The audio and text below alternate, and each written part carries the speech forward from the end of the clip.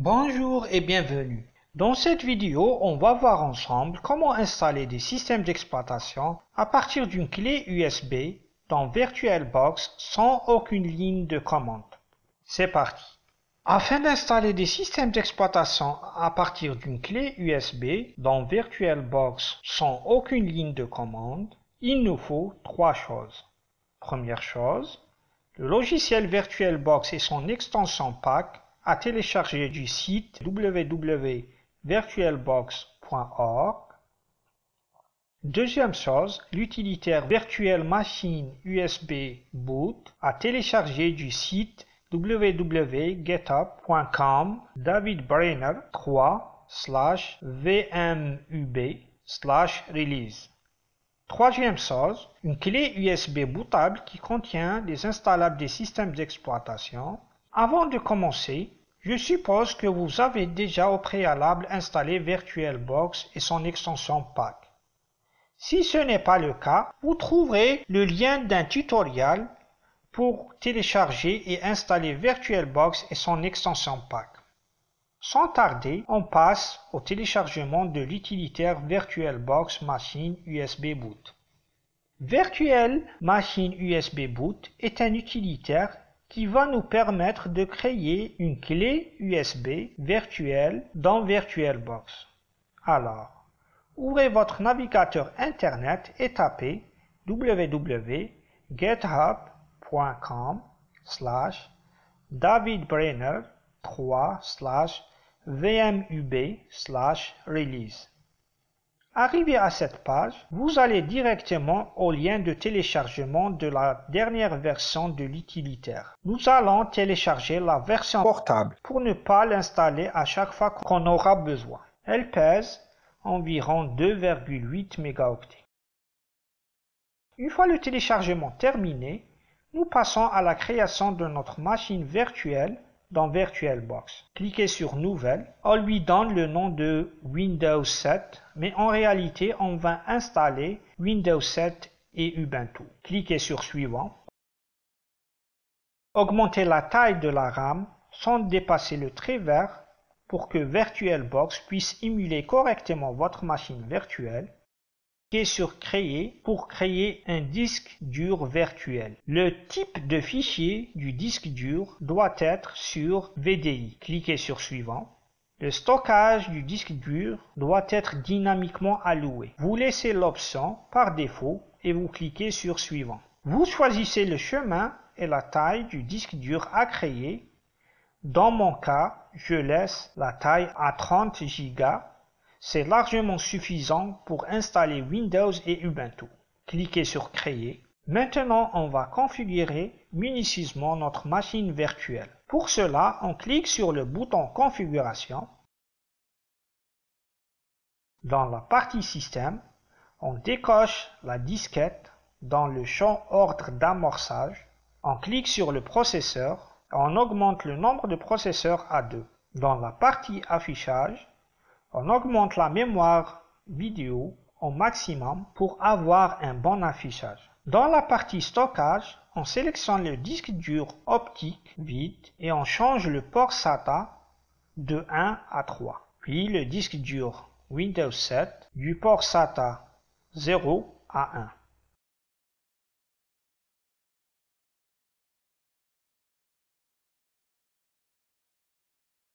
On clique sur OK pour valider notre configuration. On ferme VirtualBox et on ouvre notre explorateur Windows à l'emplacement où l'utilitaire a été téléchargé précédemment. On insère notre clé USB bootable qui contient l'installable de Windows 7 et Ubuntu. Maintenant, on va extraire la version portable de l'utilitaire.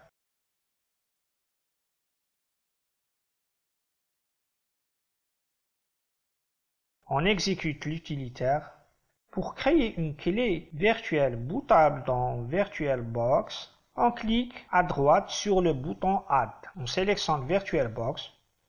Dans le champ VM Name, on pioche Windows 7, le nom de notre machine virtuelle dans VirtualBox. Dans Drive to Add and Boot, on pioche USB Kingston Data Traveler, lecteur H qui représente notre clé USB, un message d'avertissement nous informe que si nous voulons utiliser notre clé, on doit la placer en premier dans la séquence boot dans VirtualBox.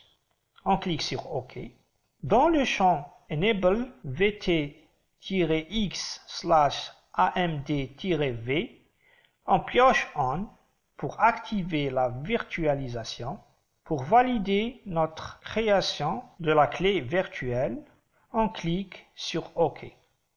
On remarque qu'une ligne a été créée, c'est notre clé virtuelle. Alors, il ne nous reste qu'à la démarrer. On clique sur Start. Un message d'information sur l'exécution de l'utilitaire et VirtualBox apparaissent. On clique sur OK. Un deuxième message nous informe que cliquer sur Start est une option pour que VirtualBox démarre. Vous pouvez le démarrer sans passer par l'utilitaire. Vous cliquez sur OK et VirtualBox démarre. Pour voir ce qui a changé dans la configuration de notre machine virtuelle Windows 7, on clique sur le bouton Configuration. Dans la partie Stockage, on remarque qu'une ligne a été ajoutée. VMUB driver 000.vmdk. C'est rien d'autre que la représentation de notre clé dans VirtualBox. On clique dessus, on remarque dans le champ disque dur, le port SATA est à 0, ce qui veut dire qu'au démarrage de notre machine virtuelle, l'USB démarrera en premier. C'est pour cela qu'auparavant, on a changé les numéros des ports SATA du disque dur à 1 et celui du disque optique à 3. C'est pour réserver le numéro 0 à notre clé USB. On clique sur OK, puis on démarre notre machine virtuelle. On clique sur le bouton Démarrer. Un message nous informe qu'on doit spécifier le chemin de notre disque optique. On clique sur Annuler, car on n'a pas besoin du disque optique pour installer un système d'exploitation. On utilise la clé USB pour cela. Ceci est le menu de notre clé USB. Elle contient 3 systèmes d'exploitation, Ubuntu 18.10, Ubuntu 19.10 et Windows 7. Si vous voulez savoir comment créer une clé USB qui contient des installables de systèmes d'exploitation, je vous laisse le lien d'un tutoriel qui vous permettra de faire cela. Alors, on commence par l'installation de Windows 7 pour pouvoir après installer Ubuntu. On sélectionne l'option 2, Installation Windows 7, puis le menu Windows 7. L'installation de Windows 7 démarre.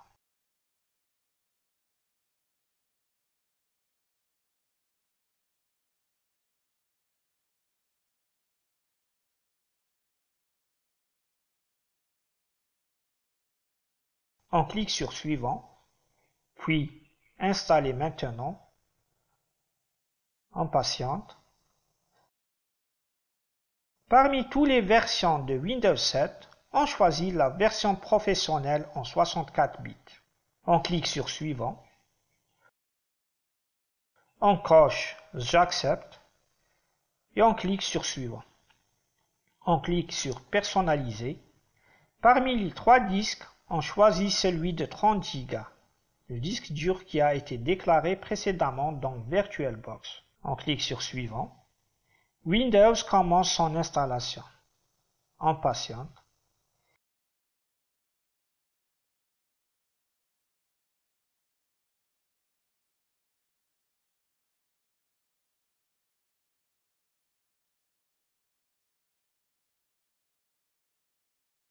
Il se peut que pendant l'installation de Windows, l'installation reboote la machine virtuelle.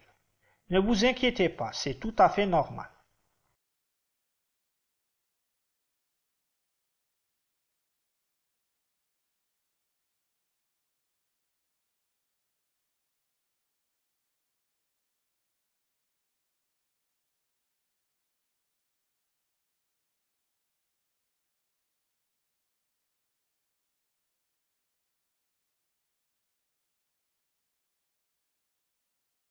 Une fois l'installation de Windows 7 terminée, Windows 7 démarre pour la première fois. Il va vous demander des informations pour se configurer.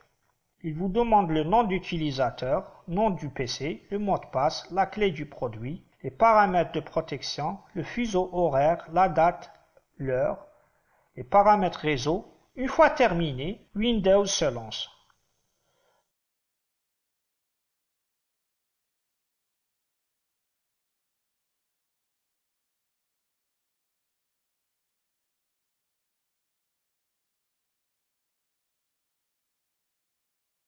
Lorsqu'on ouvre l'explorateur Windows, on trouve notre disque dur de 30 Go et la clé USB qui contient les systèmes d'exploitation, et un lecteur CD virtuel qui contient l'extension PAC de VirtualBox. On accède au lecteur CD, puis on exécute VBox Windows Addition 64 bits. On laisse tous les paramètres par défaut.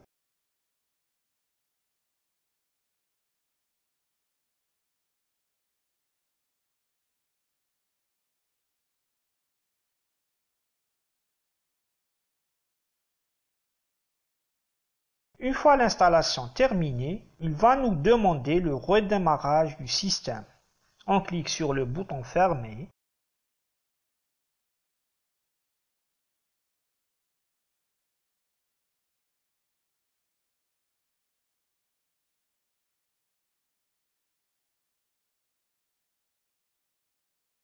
Une fois Windows démarre, on met notre affichage en plein écran. Pour ce faire, on clique sur le menu écran, puis sur Mode plein écran. Notre affichage s'améliore. Si vous décidez de vous arrêter à l'installation de Windows 7 et vous voulez retirer votre clé USB, alors vous éteignez votre machine virtuelle, puis vous cliquez sur le bouton Configuration. Dans la partie Stockage, vous supprimez la première ligne, celle qui représente la clé USB, et vous mettez le port SATA du disque dur à 0 et celle du disque optique à 1. Comme cela, la séquence boot commence avec le disque dur. Vous cliquez sur OK pour valider la modification et vous démarrez votre machine virtuelle.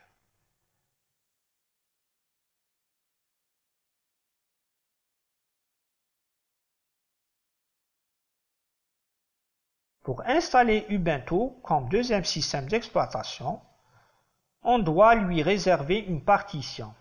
Pour ce faire, cliquez sur le menu Démarrer avec un clic droit sur Ordinateur. Vous sélectionnez le menu Gérer.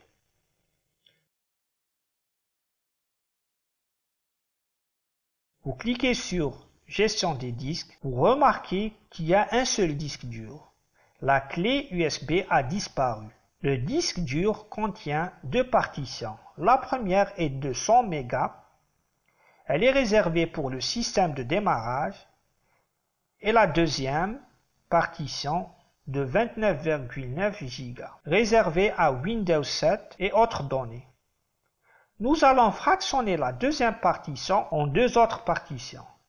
Pour ce faire, clic droit sur la deuxième partition, puis sélectionnez Réduire le volume.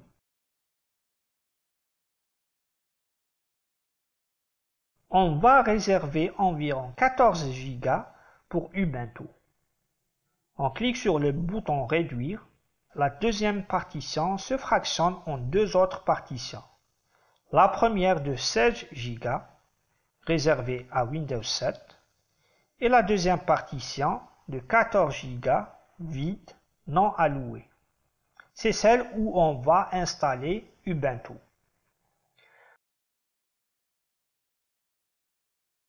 On arrête Windows 7 pour revenir à VirtualBox.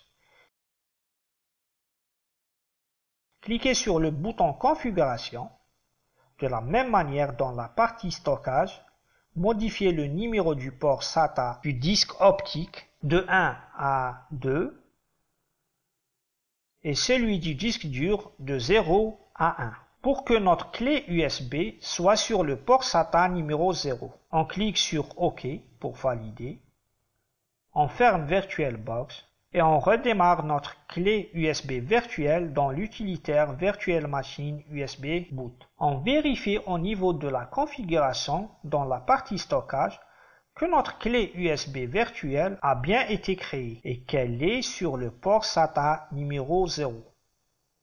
Cela permettra à notre machine virtuelle de démarrer avec la clé USB. On démarre notre machine virtuelle. Dans le menu de démarrage de la clé USB, on choisit cette fois-ci l'installation de Ubuntu 18.10.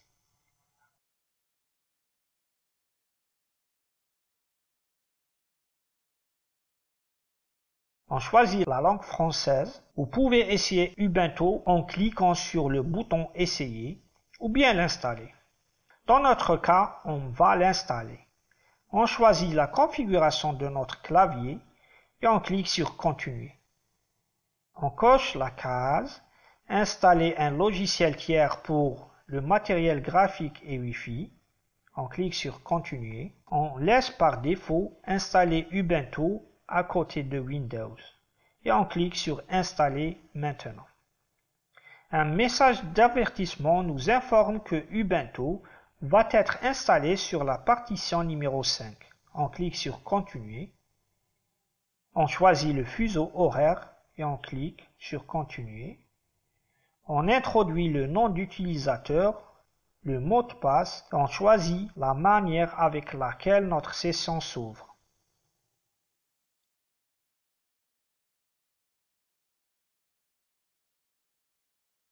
On clique sur Continuer. L'installation démarre. On patiente.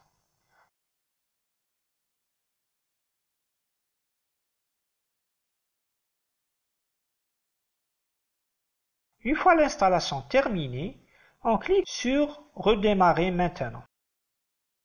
Ceci est le menu de démarrage d'Ubuntu et Windows 7. Vous pouvez démarrer Windows 7 ou Ubuntu, ça fonctionne dans les deux cas.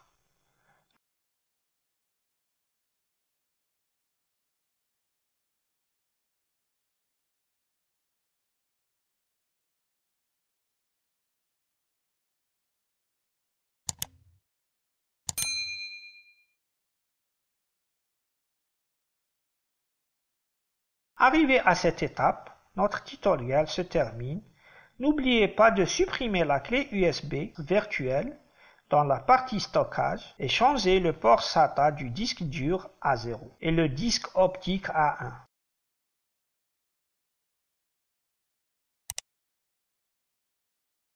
Si vous avez des questions, n'hésitez surtout pas en commentaire et pourquoi pas me donner des conseils.